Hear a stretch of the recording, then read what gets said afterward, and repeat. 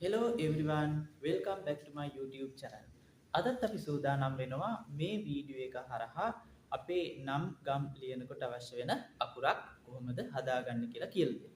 අද අපි කතා කරන්නේ අපේ සිංහල භාෂාවේ තියෙන යන්සය ගැන.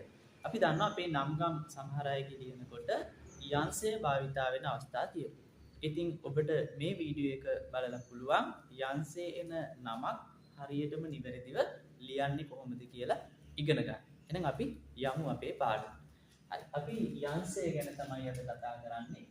මේ යන්සය කියන එකේ අපි අදහස් කරන්නේ මෙයාගේ ශබ්දයක් වෙනවා යයන්. යන්සයේ යයන්නේ කොටසක් එන්නේ. ඉතින් මේ යයන් යන්සයෙන් ශබ්ද වෙන්නේ යයන්න. ඉතින් අපි යයන්නට පාවිච්චි කරන්නේ වයියක්. ඉතින් මේක දැන් පාවිච්චි කරලා බලමු කොහොමද අපි නමක් ගමක් හදාගන්නේ කියලා. මේක හරි වෙනස් අකුරක්, වෙනස් ශබ්දයක්. ඒ නිසා බොහොම හොඳින් වීඩියෝ එක නරඹලා ඒ අවශ්‍ය නම හදන්න කියලා මම ඔබට මතක් කරගන්නවා. හොඳයි. අපි මුලින්ම එහෙනම් නම හදන විදිහ බලමු. යන්සයේ යෙදෙන නම මම මුලින්ම ගන්නවා ආදිත්‍ය කියන නම. දැන් මට ඔන්න ආදිත්‍ය කියන නමේ ඔබට පේනවා මෙතන යන්සයක් තමයි තියෙන්නේ. අපි මේ ටික හදාගෙන යමු. මුල්ම අකුර ආයන්න අපි ආයන්නට පාවිච්චි කරනවා ඒ අකුර.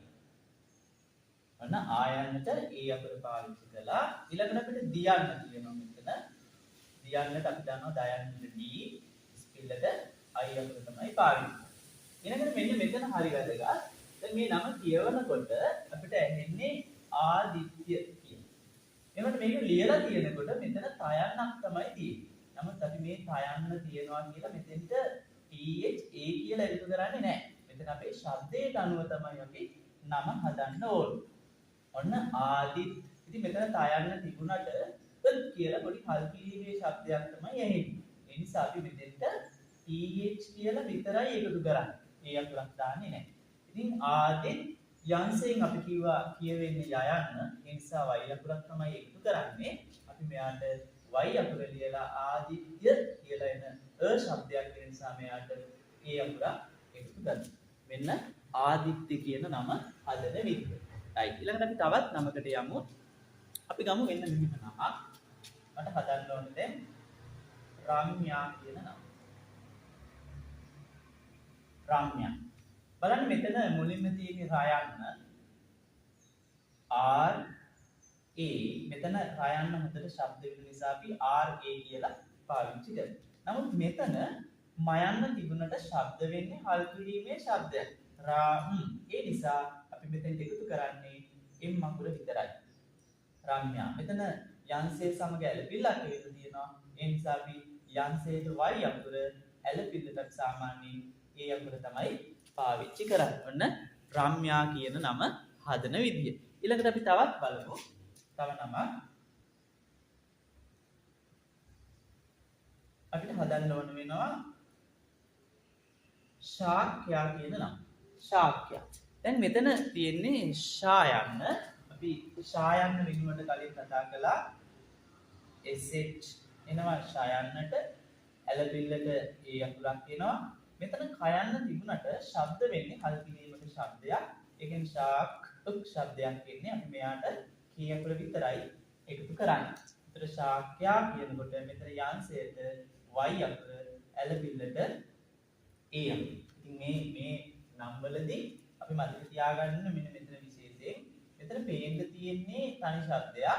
අපි අහලා තියෙනවා කිව්වා කලින් තනි ශබ්දයට a අකුරක් එකතු කරන්න ඕනේ කියලා. නමුත් මෙතන හල් කිරීමක ශබ්දයක් කියවෙන නිසා අපි හල් කිරීමකට ඒ අකුරක් එකතු කරන්නේ නැහැ. ඒ නිසා ඒක අපි ඉතාම හොඳින් මතක තියාගන්න ඕනේ. ඊළඟට අපි තවත් බලමු. තව නමක් වින්ද්‍යා කියන නම බලමු අපි.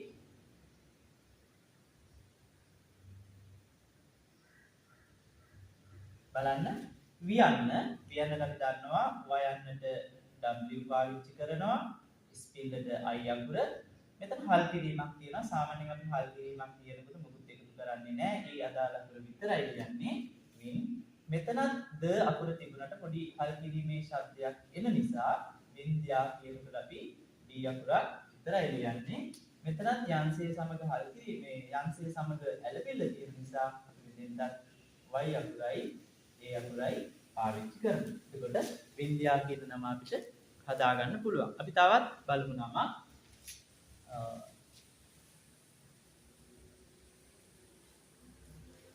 මේ නම සංධ්‍යා. බලන්න සංධ්‍යා කියන නම සයන්නට SA අනයන්නට N මෙතනත් ද අපිට තිබුණාට මෙතන හල් කිරීමක ශබ්දයක් තමයි තියෙන්නේ. ඒ නිසා අපි දයන්නට DH විතරයි එකතු කරන්නේ. සංධ්‍යා කියනකොට මෙතන යන්සයටයි ඇලපිල්ලටයි අපි Y A අකුර පාවිච්චි කරමු. සංධ්‍යා කියන නම හදාගන්න පුළුවන්. තව එකක් බලමු අපි. තව නමක් නවෝද්‍යා. දැන් මේ නමෙත් පුළුවන් නයන්නට NA වෝ යන්නට WO. මෙතන දයන්න තිබුණට හල් කිරීමක් සහිතව තමයි කියවෙන්නේ. නවෝද්‍යා දයන්නට D විතරයි අපි එකතු කරන්නේ. යන්සයටයි හල් කිරීමටයි යන්සයටයි ඇලපිල්ලටයි අපි ඒ අකුර එකතු කරමු. හොඳයි. එතකොට නවෝද්‍යා කියලා අපිට නම හදාගන්න පුළුවන්. ඉතාම සරල. දැන් ඔබට පේනවා මේ අපි අද කතා කළේ යන්සය කියන සංකේතය. ඉතින් අපි නැවත මතක් කරමු. යන්සයට ශබ්දයේ එන්නේ ය. ඉතින් යයන්නට අපි y අකුර තමයි පාවිච්චි කරන්නේ. මේ හදලා තියෙන්නේ යන්සය පාවිච්චි කරපු නම් කීපයක්. ඉතින් ඔබට පුළුවන් මේ වීඩියෝ එක දෙතුන් සැරයක් නරඹලා යන්සයක් එන කෙනෙකුගේ යන්සයක් සහිතව නමක් ලියන කෙනෙකුගේ නම නිවැරදිව ලියා ගන්න. අපේ YouTube channel එක තාමත් ඔබ subscribe කරලා නැත්නම් මේ දැන්ම subscribe කරන්න. bell සලකුණ on කරලා තියාගන්න. එතකොට ඔබට මේ වගේ වටින වීඩියෝ අපි දාපු සැනින් ඔබට එනවා. ඉතින් තවත් මේ වගේ සරල පාඩම් ඉදිරියට ඔබට නරඹන්න පුළුවන්. Goodbye.